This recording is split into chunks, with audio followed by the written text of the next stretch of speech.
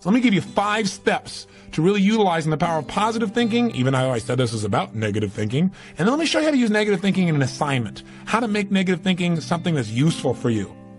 So step number 1, decide to develop the habit right now, the habit of focusing on what's right in your world instead of what's wrong.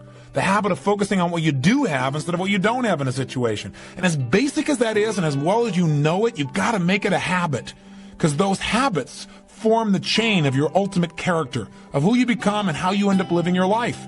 We've got to condition ourselves, because if we don't, we'll go back to the automatic state that most people live in today's society. The way to develop the habit is to go on a mental diet. I did this several years ago. As positive as I was going through unbelievable pain at the time. I'd had some major disappointments, some frustrations. I felt like I'd given it all. But what turned me around is one day I picked up this book called The 7-Day Mental Diet. It was a little tiny little booklet. And all the booklet really did was, for about 12 of the 14 pages, it challenged me to really see if I could really truly, for 7 days, live my life without one negative thought. And it kept saying throughout the book, now don't just say, yeah, I can do it, and don't just say I'm going to do it. Think for a while before you commit to this. Don't actually commit unless you're really going to do it for 7 straight days, no matter what. It doesn't mean you don't have a negative thought. It just means that if you have a negative thought, you don't speak it. You set it aside, you forget about it, or you replace it. If you say something negative, you go erase. What I really mean is this. Or you say, that's not what I mean. Here's what I mean is this. And you immediately focus on something good. It's not that nothing negative ever comes out. It's that you immediately do not allow yourself to hold a negative feeling, a negative thought for 7 straight days, day and night, even when it gets tough, even when somebody disappoints you, even when you get frustrated, even when you give your all and it still turns up lousy. Listen, if all I did was rant and rave on this tape and you didn't listen to anything else I said, but you took on this 7-day challenge, you can't believe what it'll do to your life. Now, I got to tell you, when I first read the book, I thought, wait a second, being positive isn't going to change my life. I got to deal with the real problems around me, those real challenges that are out there. I don't want to just be positive. Somebody says, how's it going? I go, I'm doing great. And they go, why? You go, I don't know, but I just feel good. I don't want to be that way. I want to be real. I want to be on top of things. But you know what? I thought, wait a second. I can be positive about solutions. I can still notice that there's some challenges out there without being negative about it.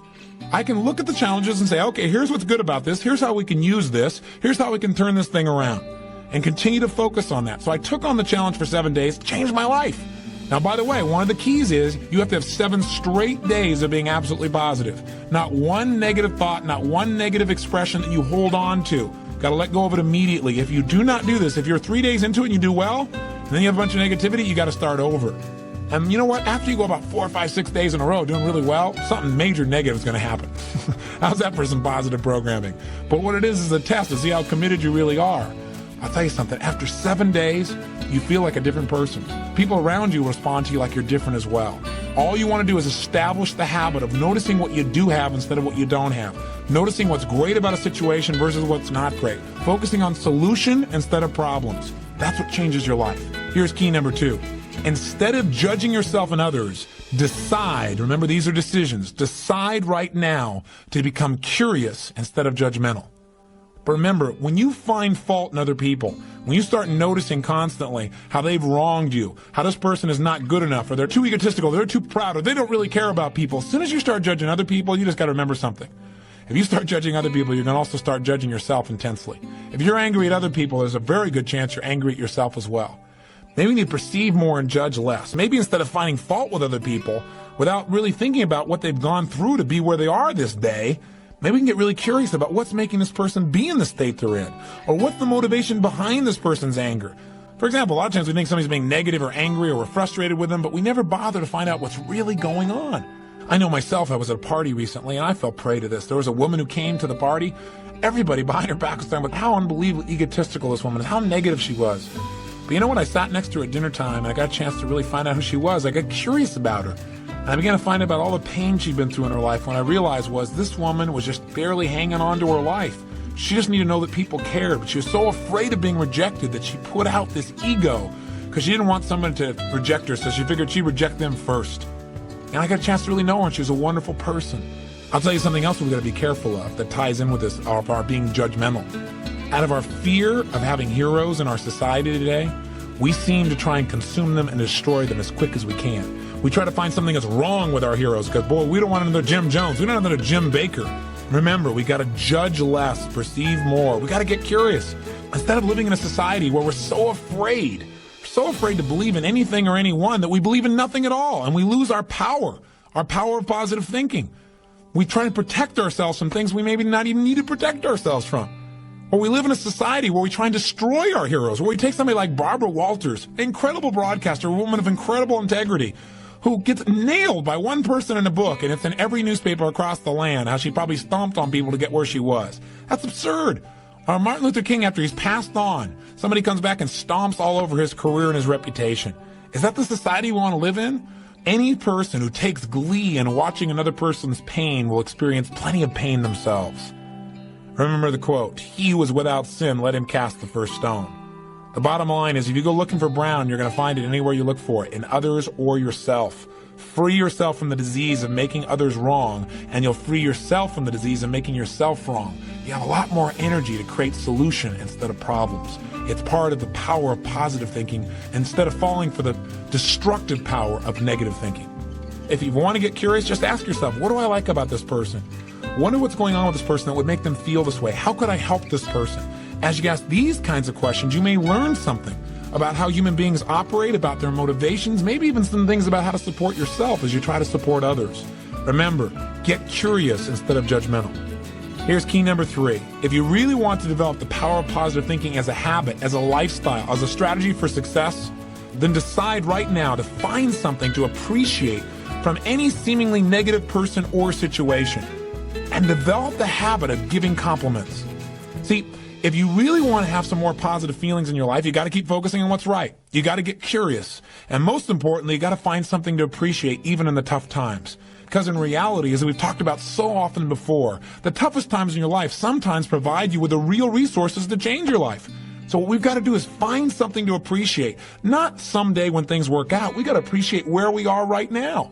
And this is something I talked to my daughter Jolie about today. Because she's in an experience today where I thought, well, gosh, she's not being very positive. And I'm going to talk about positive thinking. Because she came in to see me and she's feeling really sad. She's feeling really down, feeling really frustrated. And you know what her problem is? Her problem is she tried out and won the right to be amongst 3 girls who danced in the electric light parade at Disneyland. And that was about 3 or 4 months ago. She's been going there after school every day, driving from San Diego up to Anaheim, burning herself into the ground, getting up and going to school to be a straight A student still, and trying to visit with her family and her boyfriend. And she found herself maxing out. Now think about her problem. Her problem is that she gets to be at Disneyland and fulfill a childhood fantasy.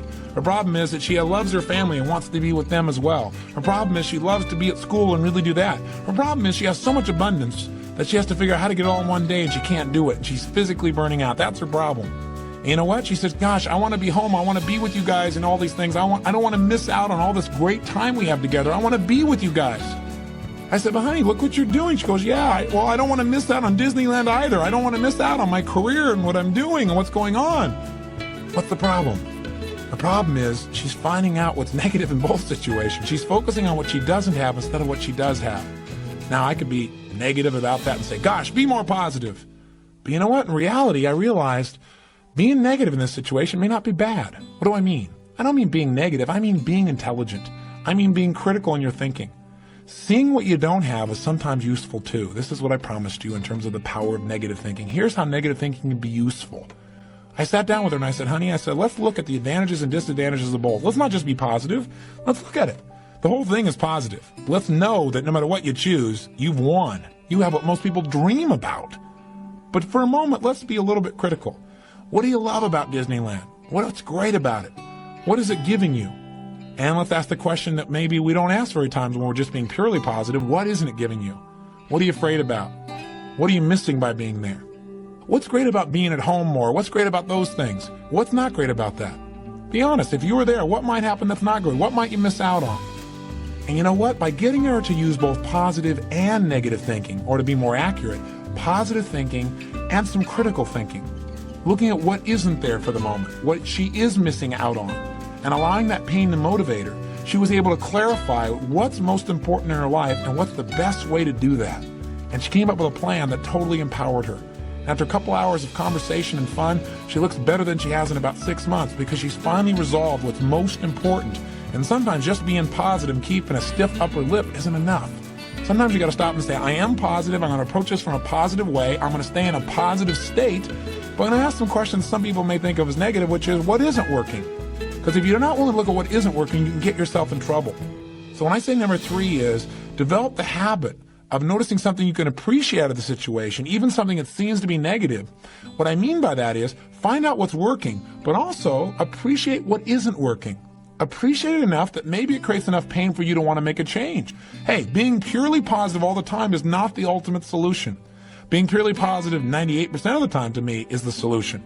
Remember our steps. Number 1, you're going to focus on how it really is. And that's what we did today. Jolie and I sat down and said, let's see how it really is. And let's not just be positive. Let's stop for a second. How is it really? What's good? What isn't good? What's great? What isn't great in this context? Everything is great, but comparatively, what's great? What's not in both situations? Now, how do you really want it? And she decided how she wanted it. Now, what are we going to do to make that happen? And she began to take actions that have changed her life. Probably will affect the direction of her life, maybe even her career. And she feels joyous and excited because she went through the steps. That's the balance between positive and negative thinking. But one thing you got to remember, you're going to spend most of your time being positive. Once you see how it is, that's it.